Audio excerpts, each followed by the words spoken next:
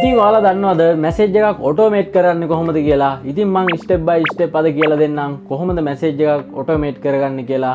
උදාහරණයක් විදිහට ඔයා හිතන්න ඔයා උදේ කාට හරි උදේ 8ට විතර මැසේජ් එකක් දානවා good morning hi කොහොමද බුදු සරණයි. ඔයාට කැමති මැසේජ් එකක් දාන්න පුළුවන්. ඉතින් ඒක ඩේලි ඔයා දානවා කියලා හිතන්නකෝ.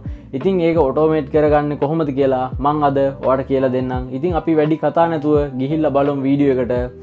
ඊට කලින් මාව සබස්ක්‍රයිබ් කරලා නැත්නම් සබස්ක්‍රයිබ් කරන්න. හැමදාම මේ වගේ ට්‍රිප්ස් ඔයාලට මම කියලා දෙනවා. ඉතින් අපි ගිහිල්ලා බලමු වීඩියෝ එකට.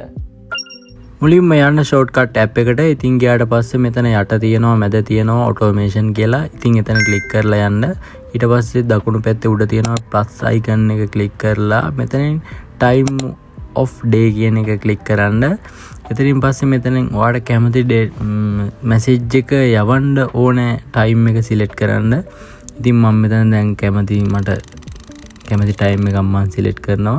ඊට පස්සේ මෙතන තියෙන යට තියෙන run immediately කියන එක ක්ලික් කරන්න.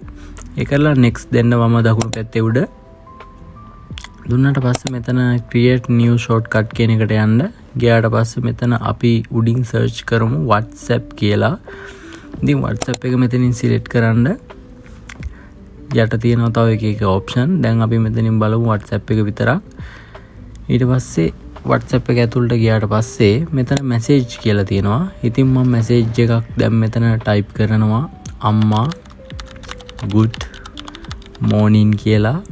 ඊට පස්සේ මේ යට තියෙන recipients කියන එක click කරන්න. click කරලා මෙතනට අදාළ number එක අපි message එක යවන්න ඕන number එක select කරන්න. කරාට පස්සේ දැන් මෙතන වැඩේ හරි. දකුණු පැත්තේ උඩ තියෙන නිල් පාට බටන් එක click කරන්න. හරිය click කරන්න.